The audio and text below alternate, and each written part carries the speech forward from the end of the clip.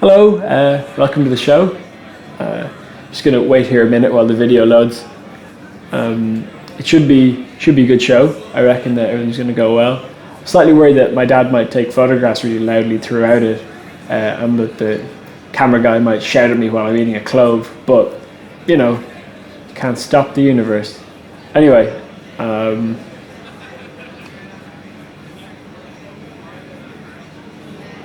Yeah, that'll do. Okay.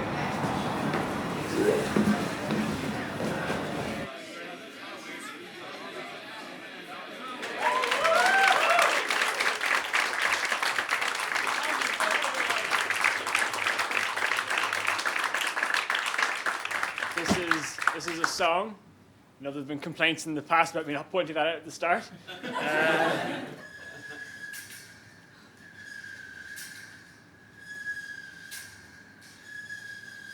I'm the last of my breed, alone by the sea. No more mermaids to keep me company. I got my job from my father, and he got his from Grandad. Going all the way back to Alexandria. That's a famous lighthouse. But that fire's gone out, and the ground is now damp. There's no longer any need for me to change the lamp. I'm the last lighthouse keeper. They now only need occasional care. I'll be replaced by a basic light sensor when I'm no longer there.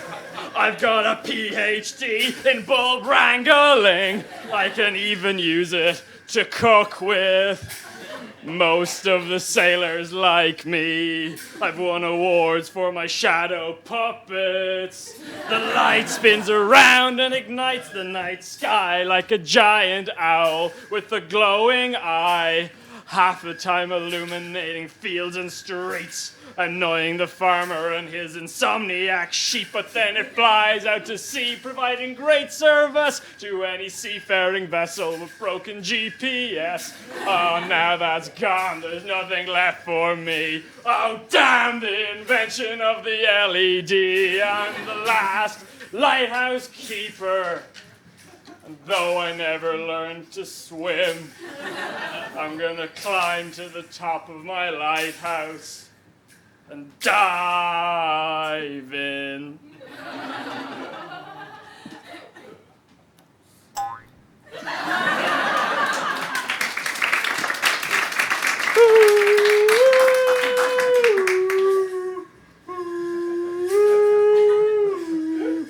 It's whales.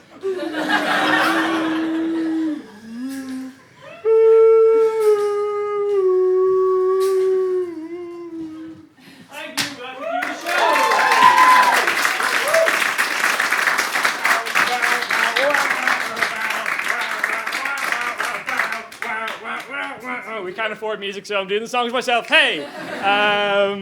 Hello, everybody. My name is Conor O'Toole. I spell it C-O-N-O or O-T-O-O-L-E.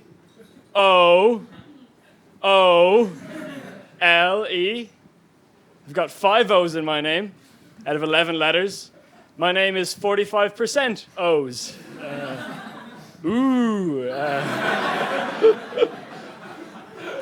I know what you're thinking, and you're right. I'm really good at drawing circles. Thank you.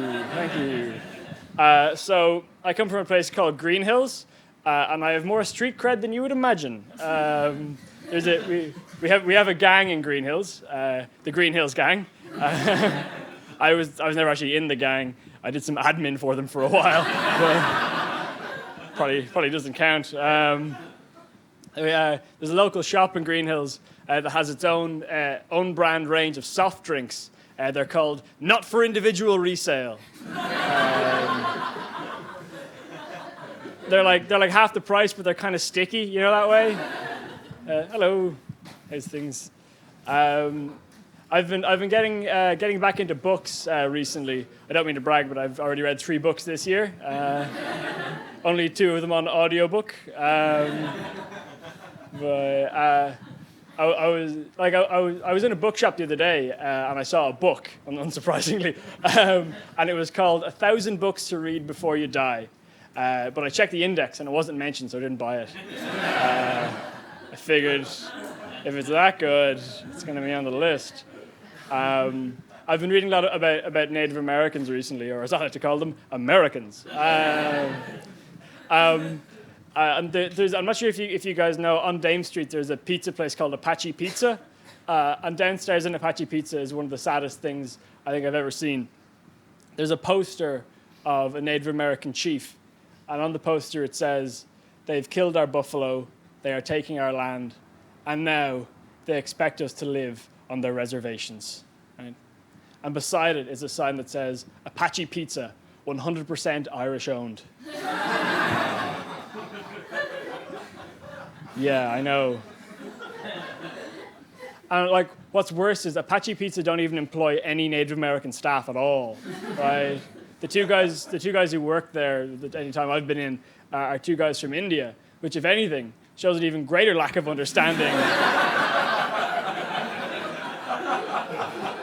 of Native American culture. You know, like you know when Columbus landed in America and was like, "This is India, right?" And they were like, "No, it's probably not India." And they're like, "Nah, this is India." Like, it makes me really sad to think that might happen every Saturday night when two drunks would wander into Apache Pizza, see the guys behind the counter and go, "Oh, hello, can I have a bhaji and a samosa, please?" And they say, "No, don't you know anything about the world? This isn't an Indian restaurant. This is a Native American pizzeria." I mean, I say they're Indian. I have no idea. I didn't ask. One of the things that I've gotten really into since reading the books is I've gotten back into my first love before crack cocaine, which is typography. And I'm not sure how much you guys know about typography, but I'm going to give you a little crash course here now. Thank you to St. McDowell's Community College for the use of the overhead projector. If you look closely, you'll see it's from the careers office. I don't think this is what they intended. So here are the 2 basic kinds of letter form. This is your serif font, and here's your sans serif. As you can see, these guys just have these little tiny guys here, these little lads poking off the end of them. That's kind of a hangover from either like engraving or like ink brushes or whatever. And then these are kind of more modern faced, the sans serif. You see them in a lot of like warning signs that say things like "stop" or "warning" or "yield." Whereas these guys, I mean, you've probably seen them more on things like solicitors' letters from the jurors, witness statements, so on. But basically, they're seen as more formal and more kind of more fancy, I suppose, and that adds font to the already long list of things that become more posh if you add tiny feet to them, which also includes wardrobes, dogs, and of course worms. Now, there's probably a few of you are thinking, "Conor, a centipede isn't fancier than a worm. Look at that moustache!" Amazing. So, the types of sans serif that exist. Yeah, we're doing it. So the first kind of sans serif I want to talk about is the grotesques. Here's an example of one called Accidents Grotesque from 1898. It's German, I believe. And as you can see, it's these very strong letters. They're very firm. There's no fucking about with these letters, am I right? You know, if you saw these letters in a pub, you'd probably be able to read the menu pretty well, I suppose. But Accidents Grotesque is kind of a very early font, or a very it's a stalwart of the font world. Even though I know it sounds a little bit like a German hip hop song about like monsters crashing into each other in cars, you know, accidents grotesque, accidents grotesque. I don't know, but you might be more familiar with the font that Accidents Grotesque kind of influenced in a big way, which is Helvetica. I'd say, has anyone here heard of Helvetica? Yeah, okay, so most of you have. It's Swiss font. Designed by Max Miedinger and Edmund Hoffmann in 1957. There's not much you can really say about it. It's a great modernist face. It's very in vogue the last 10 years, I suppose. It's kind of the amateur typographer's go-to. It's like, it's kind of hard to use it, or it's hard to get wrong. You know, it's fine. It's absolutely fine. But it's very popular, and it's certainly significantly better than what that inspired. You see, Helvetica was used on a lot of the early Macintosh computers, and because Macintosh computers and Microsoft computers wanted to be able to use documents the same way, like you don't want, you know, imagine if you had a Word document on a Mac and you transferred it to a PC and it was 2 pages longer. Like, can you imagine? And so Microsoft had to make an equivalent, basically, that was exactly the same widths. But, I mean, if you're going to change Helvetica, you can't really make it any better or make it more Helvetica-y. It's just going to get kind of worse. And that's where Arial comes from. 1982 by some dickheads. It's the worst. I mean, like, it's probably the one best known, but it is the worst one. And here, I'll explain it to you. I won't just tell you. I'll show. Here are the 3 ors from Accidents Grotesque, Helvetica, and Arial. As you can see, Accidents Grotesque, very plain, very straightforward, no messing around. It's like an athlete, you know. It's strong. It's very sturdy and firm. And Helvetica's got a little bit funkier, you know. This bit of this stuff going on. But still, it's consistent and it's strong. But then you've got it's got this gimpy little leg on here. Look at it. Just look at it. Yeah, this is like, if we're talking about grotesques being the athletes of the font world, this is like taking Usain Bolt and attaching one of my legs to him. It is rubbish. Look, it's like humanisty or something. But I've realized recently there's an interesting comparison between these 3 fonts. Are very like the song Hallelujah by Leonard Cohen. Look here, you've kind of got the original that is, let's face it, it's the best one, but it's a little bit rough around the edges. Then you've got the kind of super popular Jeff Buckley version from the 1990s. Then you've got the Alexandra Burke version from whenever that came out. So, you know, this isn't so crazy, don't worry. For any completists in the audience, John Cale's version is the typeface Univers, also designed in 1957. Okay, let's bomb through humanist typefaces. This is Gill Sans by Eric Gill. Probably the quintessential humanist typeface. You can see the letters obviously inspired by handwriting, very soft kind of curves, very easy to read. The problem with this is that despite designing arguably the quintessential humanist typeface, Eric Gill was the least humane of all the type designers. Very well known for being a big old pedophile and dog rapist. Raping dogs, that's what he did. He'd be like engrave, rape, engrave. And that's why I think some of its uses could be reconsidered in light of since information. Ooh, not a good. Really, children's books? Really, is that what you want? But yeah, I mean, it's still a great font. Like, just because he was evil doesn't mean that. I mean, letter shapes aren't evil, are they? Can they? Can they be? I don't know. This does look a little bit like a dog's anus, doesn't it?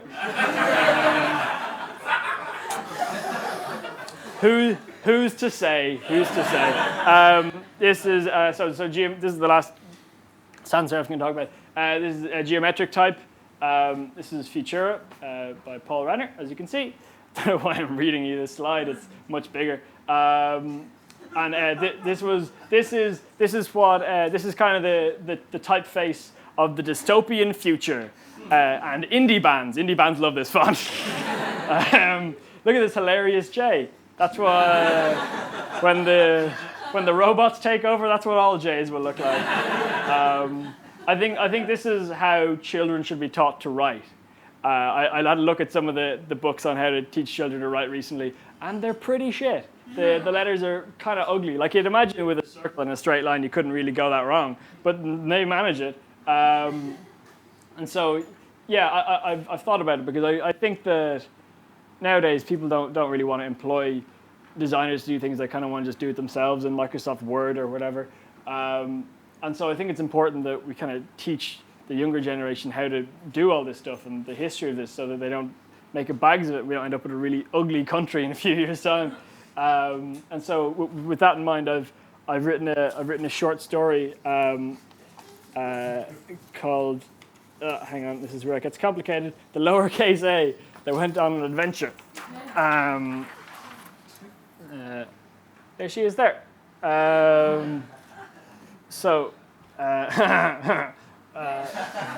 This is extraordinarily difficult to do. The lowercase a, they went on an adventure. Once upon a line, once upon a line, in a book in the back of your local library, there lived a lowercase a called lowercase a. She lived with her father and her mother between the margins.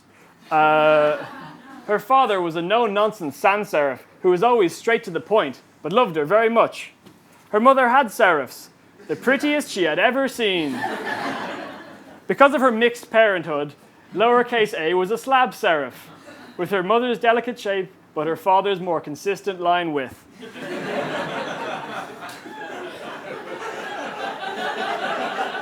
Despite their differences, they were all part of one big happy family. She spent her days playing games with her 25 siblings.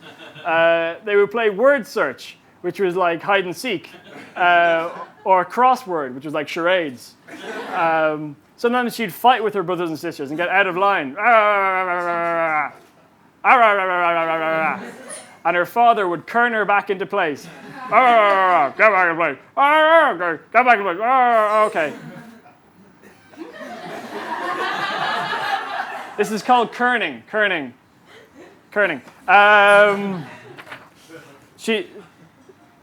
The lowercase a was very unhappy with her life. She found living on a page lacked depth. One day, she told her parents she was going to leave. They had been kind of expecting this. She'd been talking about wanting to get inked up. And they also suspected she was spending some of her time getting hyphenated.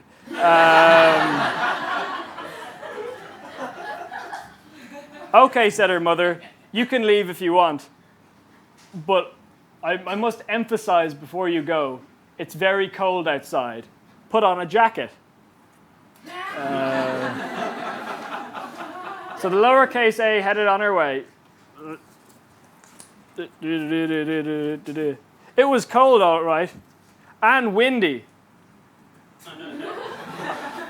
I mean, like, really windy. Now, I should say at this point, that is not how italics work, right? All I've done there is slanted that letter, right? If I'd used the proper italic, it would be like a loop up here, like how you would draw an A, because you're an idiot. But that wouldn't make any sense for this story. I'm just saying that's not correct. It's just a joke, okay? Don't take it seriously, all right? Everybody stop taking this so seriously. Anyway, it was so windy that the little A was blown right off the page. Oh!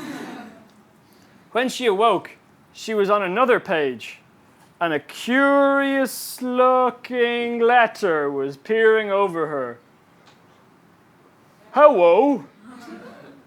It was a G that had been squashed out of shape and stretched on a computer, destroying its proportions. Hello, little A. How are you? I'm sorry, she said. My father says I'm not supposed to talk to your type of type.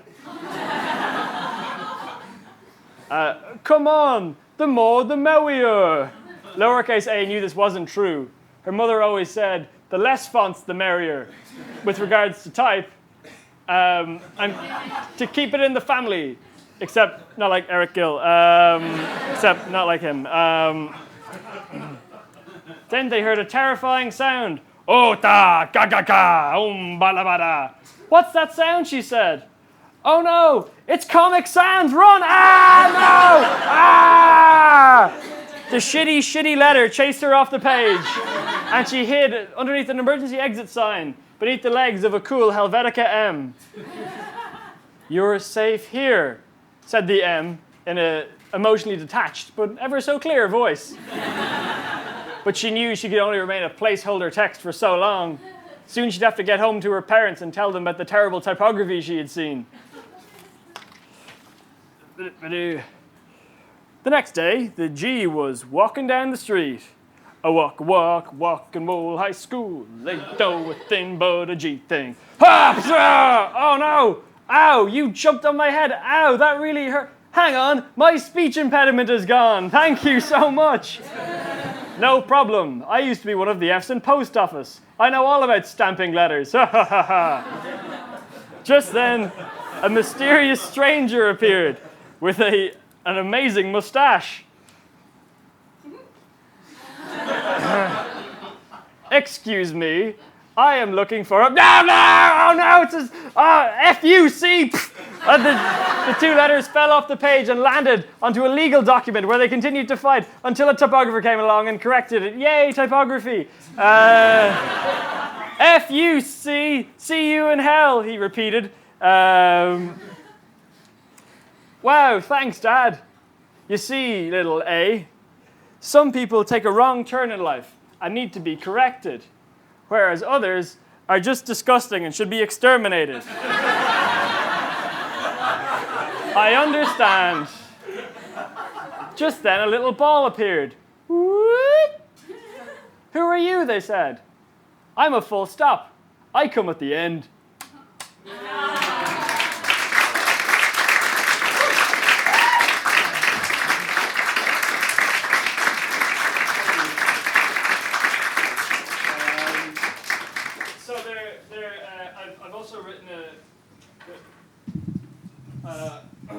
I've written up a few rules that I think we should all use in the future when writing and reading. I think the English language is pretty good, but I've got a few little corrections I think that I can make a little bit better.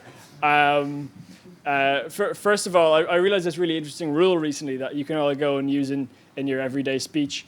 Did you know if you want to make a term more flammable, right, you should just add the suffix "et" to the end, right?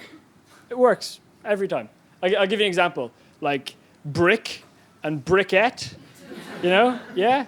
Or like cigar and cigarette, they're easier to light, am I right? Yeah. Or like rock and rocket, like a rocket, or like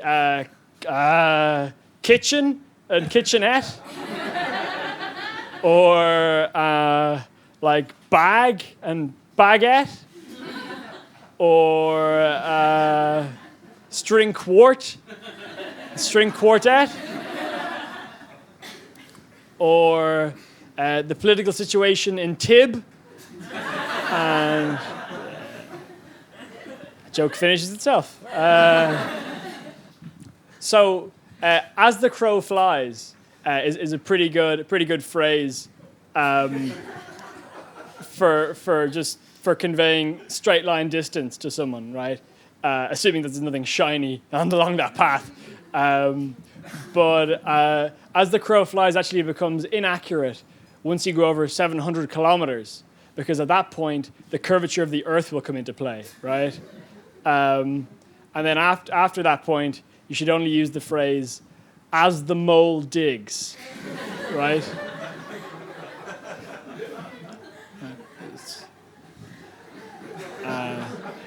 And actually, that becomes inaccurate once you go over 7,000 kilometers, because at that point the Earth's fiery core comes into play. After which point you should use the phrase, "as the supermole digs." I don't. What's that say? Shut your mouth. I won't take heckles off cars. So I don't think that you should use the term frape either. I don't like the term frape because I think it's belittling to the word rape, or it's disrespectful. Because when I hear someone say, "Oh, I was fraped yesterday," I don't think, "Oh, did someone go onto your Facebook page and say that you like dicks?" When I hear someone say, "Oh, I was fraped yesterday," I think, "Oh, did someone find your location via Facebook, come around to your house and rape you?" That's really tragic. So don't use that phrase anymore, please. Instead, please use the phrase "misrepresented on the internet." It makes a lot more sense. I reckon the worst job in the world is the lad whose job it is to figure out the best before dates on all the foods, right? Like, it'd be great for bananas. You could just be like, a banana, that's fine. You come back the next day, you're like, it's still pretty much fine. And then like 3 days later, you're like, oh, this is gooey. Throw that out. Like, that's not so bad. But what you've really got to worry about is, can you imagine whose job it was to be the test guy for cloves? Do you know how long it takes for cloves to go out of date? It's around about 6 or 7 years. So like he'd literally be like, oh, day one, oh, I got the new job. Wonder what's going to be. Oh, cloves. What a great job for a 19th century gentleman. Cloves. Oh.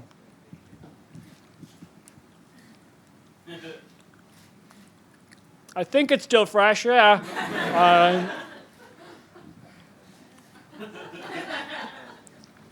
Yeah. Okay, they're good for at least one day. All right, I'll see you tomorrow.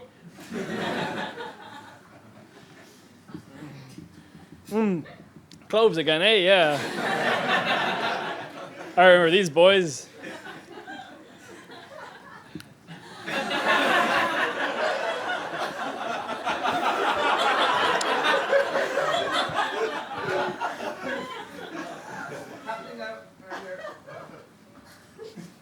Like, I reckon that'd be the worst job, right? And then another day, like say like 7 years later, maybe something like that, he'd come in and be like,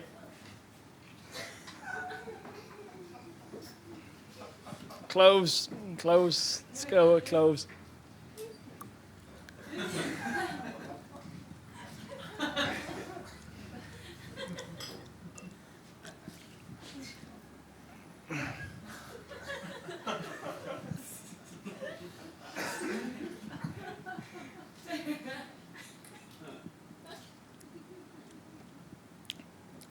I think they're gone off.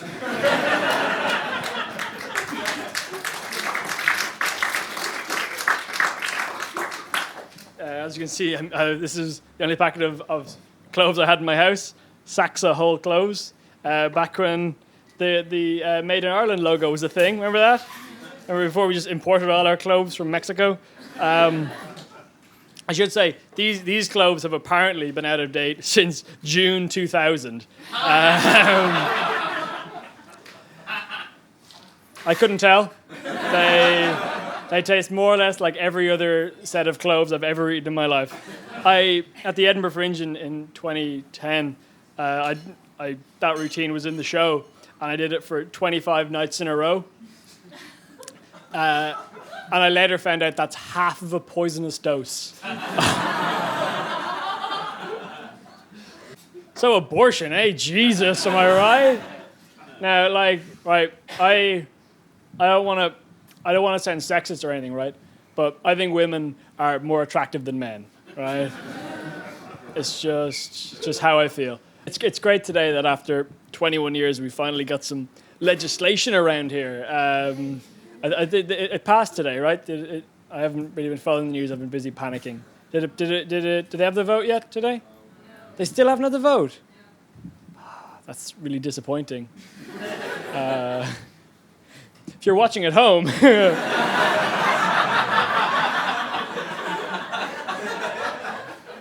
check with your local TD. There may be legislation now. In fact, there likely is, unless you're watching this tomorrow. If you're watching this tomorrow, hello, myself. How are you doing? Looking sharp.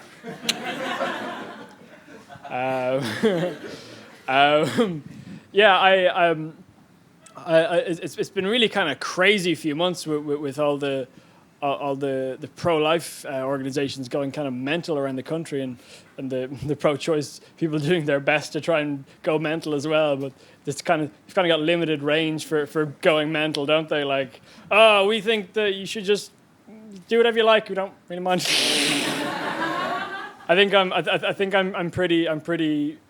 I'm one of the pro-choice extremists, I think, or anti-life, as I like to call myself. I don't think you should choose. I think it should be mandatory abortions across the board. You know those posters they have in town that say abortion kills babies. To that, I only add one word: guaranteed.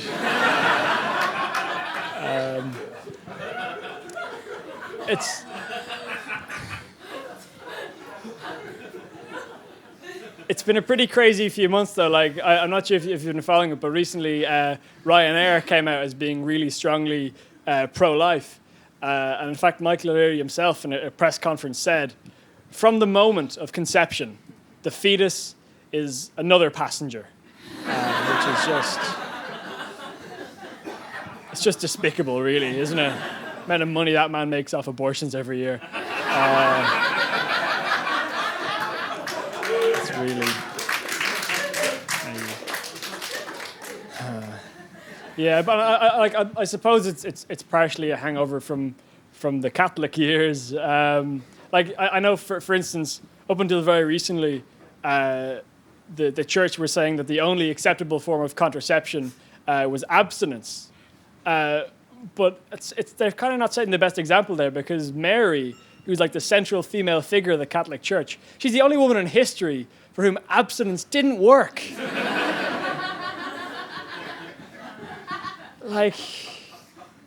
Condoms only work 93% of the time. How effective is praying? Come on, show me some hardline statistics on this church. I want to see them. I had a really good gig like a few weeks ago. I don't mean to dampen this mood here, but it went really well. And so I thought what I might do is I might just reenact that. Would you be okay with that if I just, yeah? Okay, hang on a second. I've got a recording of it here. Yeah.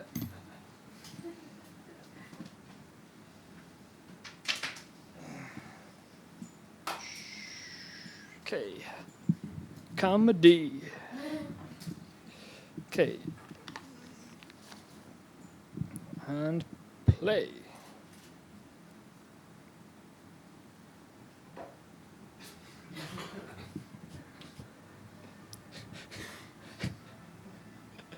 Hang on a second, they're still clapping, hang on.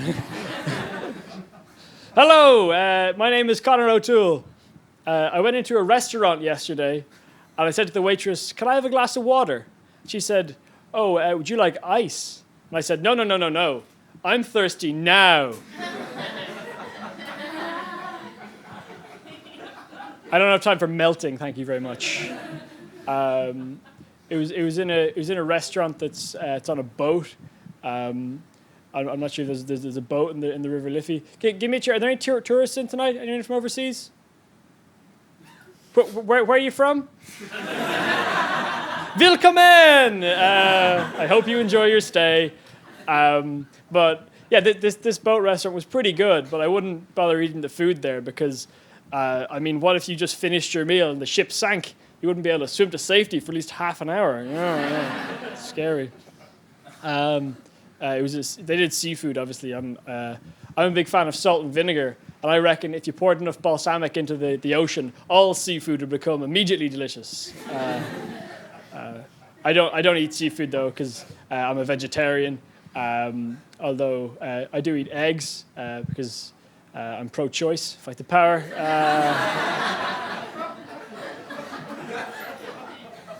Yeah, like I said, I'm a vegetarian, but it's not really a moral thing. It just means that I get more upset than a regular person would if I bite my lip. I really like eggs, and that's why I get really upset when people say they should only have one egg a day, because I really like eggs. And so I've bought myself an ostrich. Bigger eggs, don't they? Now, that's not really a very good joke, and I know that. But I still like that joke because that joke starts as a joke about an egg and turns into a joke about a bird, which is exactly what an egg would do. Yeah. That joke should be in a museum or something. Speaking of museums, I went to see the Mona Lisa in the Louvre on the way here tonight. And on the wall beside it was a little sign that just said, "Do not touch," which is nonsense, because it's got to be dry by now, right?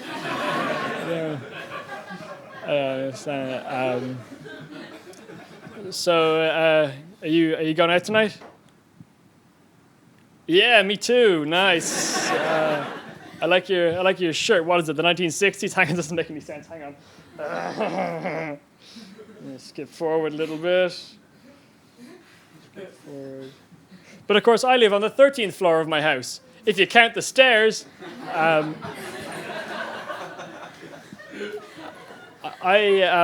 thank you very much. Please calm down. Did you know that stargazing can be very dangerous at times? For example, during the day, you can blind yourself very easily. And there's not even very much to see, really. There's only one out. I don't know why people do it. Anyway, I don't know. That's the world. So, some people say that swans are mute, right?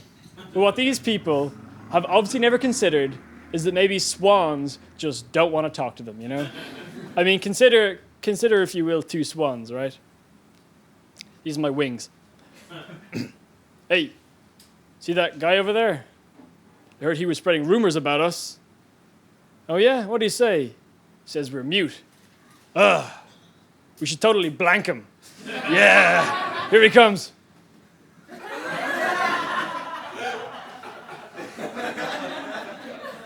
Prick! That's what's really going on. Did you know if you hold a snail shell to your ear, you can hear the ground?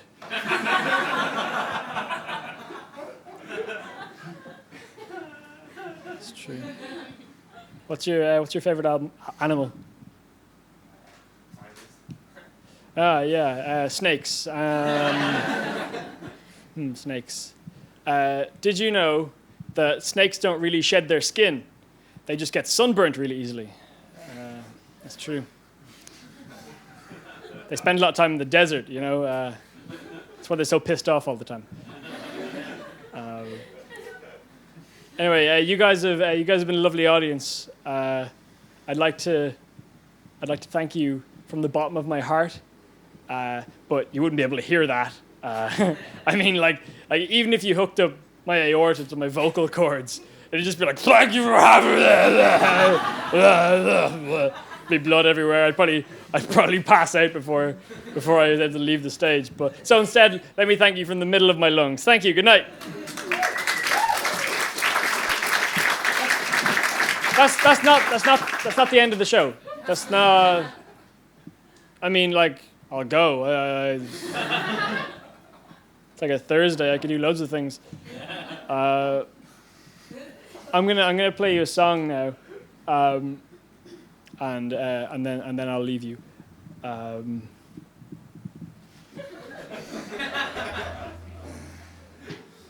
This is my first guitar.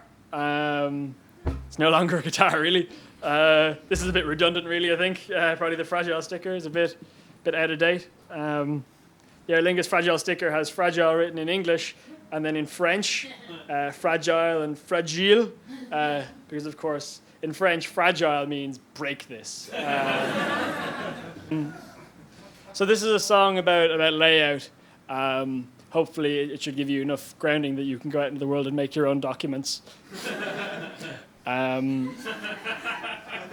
So proud of you guys.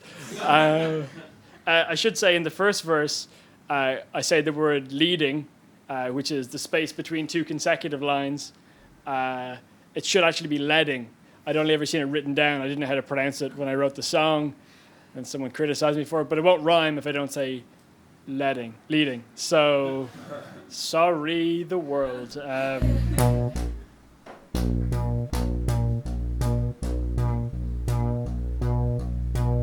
If you're reading between the lines, then having many meanings is fine. But if you're adjusting the leading between the lines, then the letters shouldn't intertwine.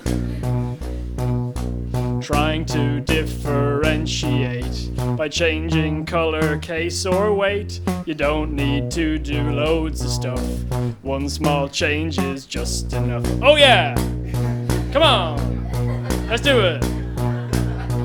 Paper size, A4, A3, 2, 1, and 0. They're in the golden ratio. Each one becomes the next if you fold it right through. That's the beauty of 1 to the square root of 2. A0 is the size of a meter squared, so you can work out the other dimensions from there. That's the A series, is also B and C. They're both bigger, if only slightly. The C series is for envelopes, and the B series is for envelopes, Gotta put them envelopes somewhere, am I right?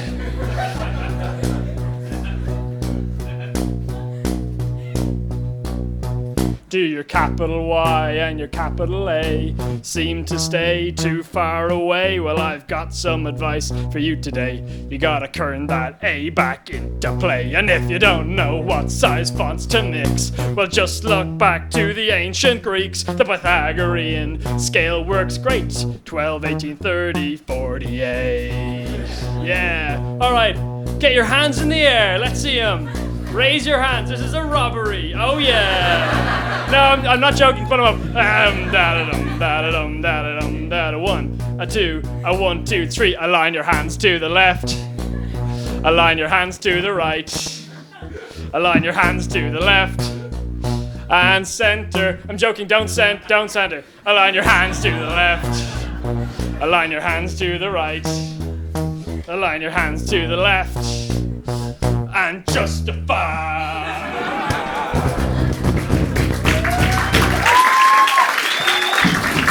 Thank you.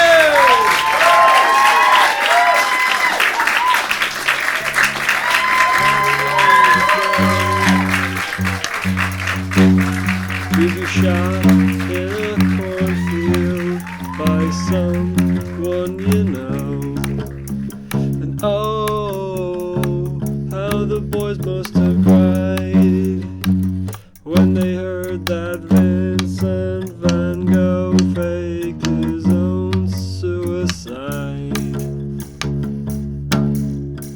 Oh, what a thing to do.